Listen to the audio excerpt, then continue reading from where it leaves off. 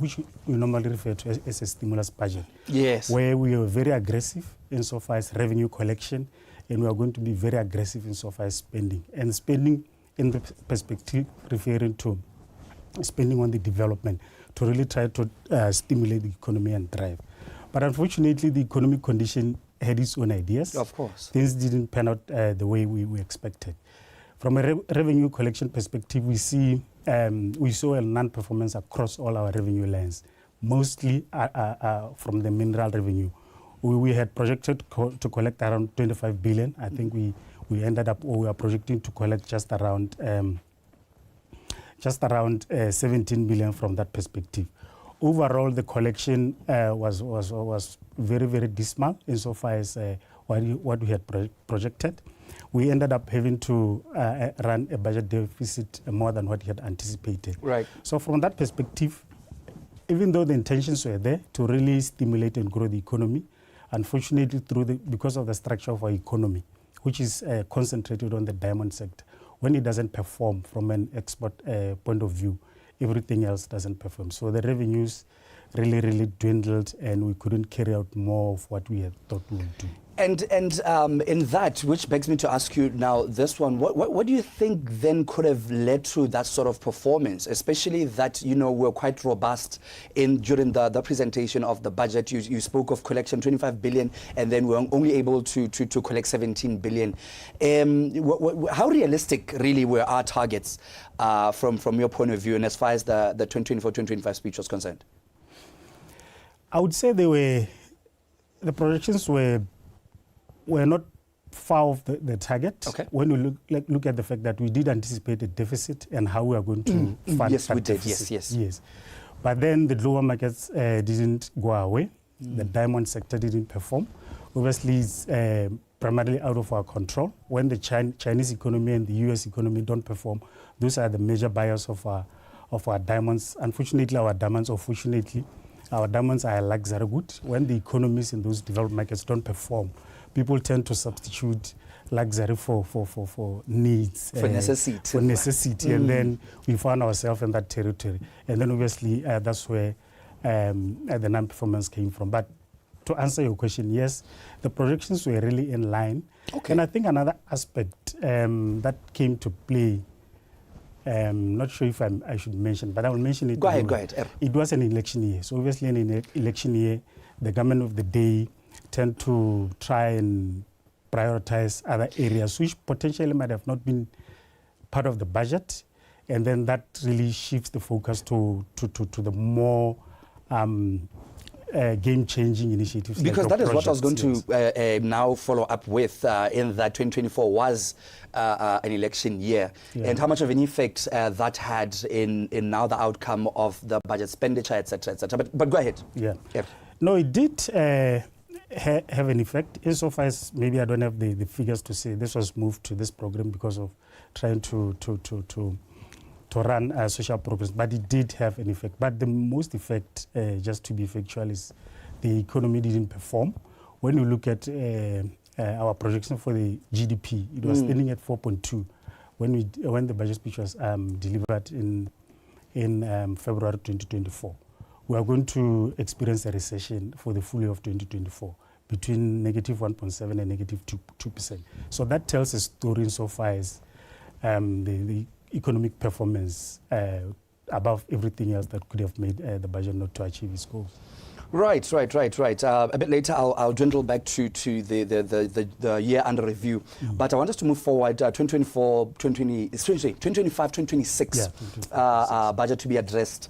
Let's talk about the key priorities and adjustments that ought to be expected in that. What are we looking at in the 2025-2026 budget?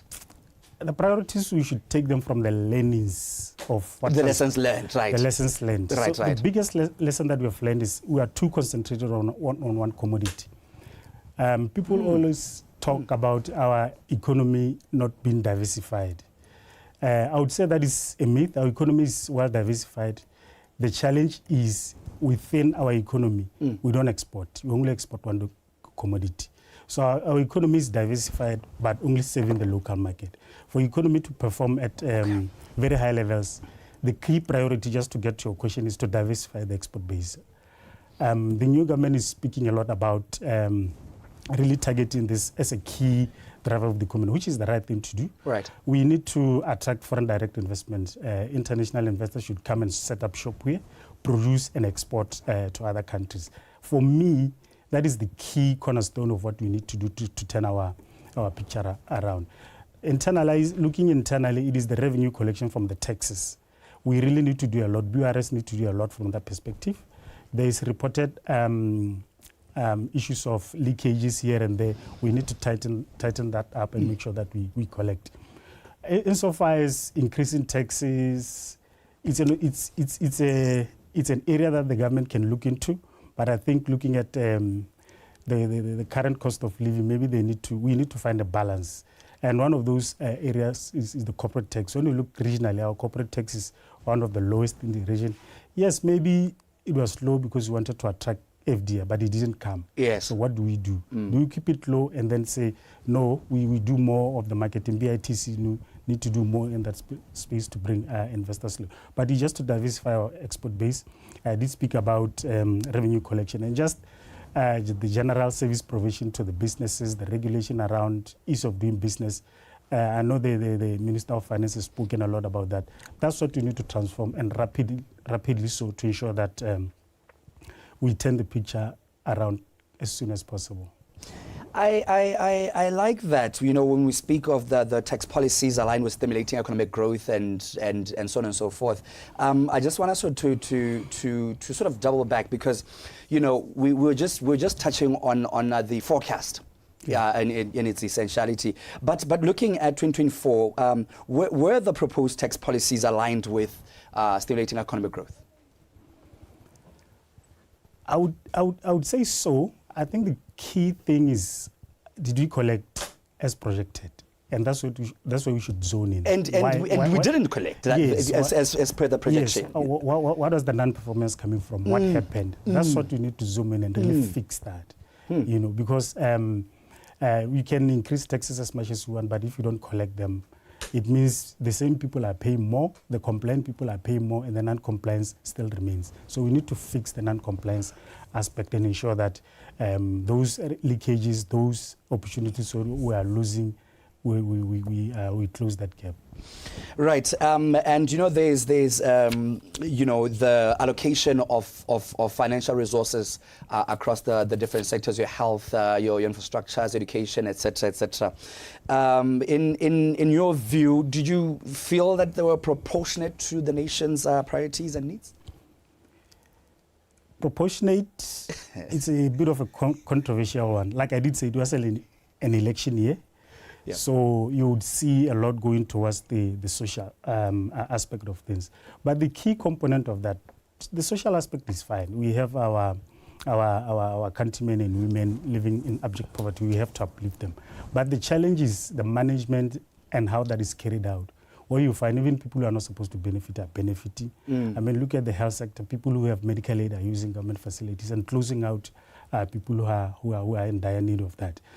They were the right priorities, but I think the management and the monitoring from that point of view, it really needs to be changed to ensure that the right people are benefiting so that they can be uplifted. So I would say yes, priority-wise it was, but we need to review that. Even the education, ensure that we are really targeting to sponsor skills that are needed by the economy, not just the general stuff. We need to shift. We need a big shift in the education sector to ensure that we create graduates that are ready to occupy not only jobs in Botswana but internationally as well. I actually like that because we literally have a new administration, and it will be quite interesting to see such implementations being put in place. Look, I want us to look at the successes and failures based on economic performances. What would you say would be your main successes and failures? Hardly believe the performance, the year under review. I know collection has always been it's a key issue, but what else could you perhaps say? This was our main success here. This was our main failure. Hardly be the economic performance. Success, not much to talk about there, but still around the tax, I think VAT is the only area when we look at the revenue collection where our projections came to pass. I think maybe the VAT, because it's straightforward, it's preloaded, whatever they do there in the VAT, we did very well. And I think not many really to talk about when you look into because of the aggression that we had going into that budget. Right. And then the economy turning down the direct opposite. We couldn't really pick up a few things. But in terms of the planning behind what needs to be done, the planning was really done very well. But unfortunately, I think the downturn in the economy couldn't really pick up. We couldn't really pick up a lot of successes when you look at the financial year that is coming 24-25. Yes. The learnings, like I did say, we just have, like you did say, we have a new government, new option to reflect. We are coming from a crisis, and like they always say, we shouldn't waste we should never waste a crisis. It's an opportunity to say, right, we go hard, unapologetically so, and no dilly-dallying. We just need to make decisions and run with them. I think the Vice President speaks about a lot about we have the talent, we have the people, and I believe so and I agree so. Especially in the public sector, we have very good people in the public who can take this country forward. So we need to make bold decisions. Fortunately, it's not election year, so the government can afford to make unpopular decisions without fearing to lose the elections. They can fix it in the next 3 or 4 years. So that's what needs to happen. We really need to be bold to drive this economy forward. And being bold really means someone somewhere has to feel the pain, and that's what we need. Otherwise, we'll be stuck in one area for a long time. In this pothole. Now, I want us to go back, because when you speak of the planning, the aggression going into at the kickstarter of the budget, and then we just get this complete overturn that actually led to less success. In terms of preparedness for external risks, such as the global market conditions and geopolitical issues, how much preparations need to be put into that to be able to counteract that? Because it's kind of not cool to be aggressive about going at something, but only just sort of like one-dimensional, such that now when the global economic state of things turn around in Nakanya, so how prepared should now the Minister of Finance, in terms of going forward, should they be to mitigate against the external risks? External risks are very tricky in such others you can't predict, but others you can plan for. Okay. There is a phenomenon called a black swan event. That is something that just happened, like a tsunami or whatever the case may be. Your COVID-19 kind of thing. But then, to your question as to how can we prepare, I think from a policy point of view, we have the policies to, like I did say, diversify the export base. Yes. Not diversify the economy. Because when you say diversify the economy, it's just a loose term there. No. It's very pedestrian. Export base. Right. And we know which industry, and then to your point, which industries are we diversifying? You can't go wrong with agriculture. We need to be intentional around that. We need to introduce technology. We need to introduce cheap commodity in the form of inputs like electricity. We have abundant sunlight in this country. We need to be intentional and large scale for export, and not really playing around that. That is one area that you need to do. And for me, agriculture has a lot of potential, because someone needs to eat somewhere across the world. And then look at the rest of the other sectors insofar as how do you prepare for whatever else that can happen. Make sure that we have a well-diversified export base insofar as economic sectors are concerned. One but two questions left before we part ways. Let's talk about the expectation of the budget from an industry perspective. You're from the banking sector. So about the opportunities you think the budget will present to your industry.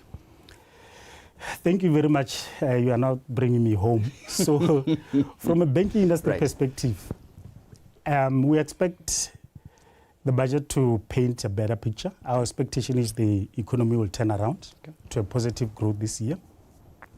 The government has run a large unexpected budget deficit, and that constrained the industry insofar as now lending. Because when you do the budget, the fiscal planning, it has to coincide with what we call the monetary policy stances or priorities. that are run by Bank of Botswana. So in the previous year, the MPC has really tried to do its best to stimulate growth by lowering interest rate. That didn't translate to economic growth because then the government was running a deficit. It means the same liquidity or the same funds that we borrowed to you and the business community, now we are passing to the government. So that constrained growth. So the opportunity there is just to see the economy turning around, that liquidity coming back to the economy, and as banks, we can lend more because that's how then you start to diversify the economy. One area of interest to us is the unbundling of BPC that was mentioned. How does that happen from a finance point of view, especially around the ESG factor? It will be an area, it is an area of interest for us. And then the SOE reforms, insofar as private partnerships are, private-public partnerships are concerned. We are looking at that with keen eye to see how the government is going to implement that. It's an opportunity because a lot of our SOEs are sitting on assets that we can really turn around it profitably. So those are the opportunities we want to see. How is the regulation, especially also the regulation, in the State of the Nation address, we heard a lot about, especially banking regulation. We want to see what is coming. Obviously, we expect something that will make it easier for us to serve the economy and be a partner in developing this great nation. Mr. Kebaetse, let's close it off by the projection of the economy. A summary, if you may, in the next financial. Where do you think the projection of the economy will be headed? Like I did say, there is, we are concentrated on the mining industry, especially diamonds. Diamonds, we need them to recover. And I think we're sort of kind of on the right way because, you know, of late we understand that lab-grown diamond sales have gone down. Now it has given the natural diamonds a bit of a leeway there. But go ahead, sir. Yes, exactly. When we look into what has happened in that space, we've seen recently the agreement with the DBS and Botswana government finally signed. And key to that agreement, when I read in some newsletters, was the marketing side of things, because that's what we didn't really participate much on it. To really educate the client out there about natural diamond versus synthetic. That, for me, will really help us a lot. So we expect some bit of recovery, not really to the I think 50-60% recovery, and that should bring a bit of revenue to the government. And we expect a positive growth, like I did say, maybe to the levels of around 3.5, between 3.5-4% this year. And then obviously we expect a lot coming from the non-mining sector to keep contributing more and more, and then really to get into the export side of things to ensure that we export more and more and more. Mr. Kebaetse, thank you so much for dropping by to chat to us about you know, the budget, both last year's and this one that which we're waiting for to be presented by the minister come this Monday. Thank you very much. Access Bank is glad to have contributed to this program. Thank you so much. And that's how we come to the end of that conversation, of which I was having with Access Bank's head of Treasury, Mr. Kefentse Kebaetse. And we were just basically, you know, doing an analysis of the previous budget, 2024-2025, and also just looking at the projections from an expert point of view of the 2025-2026. We will also be bringing you the budget speech come this Monday. Do stay tuned. There's BTV News. You are on Botswana Connects. Good morning.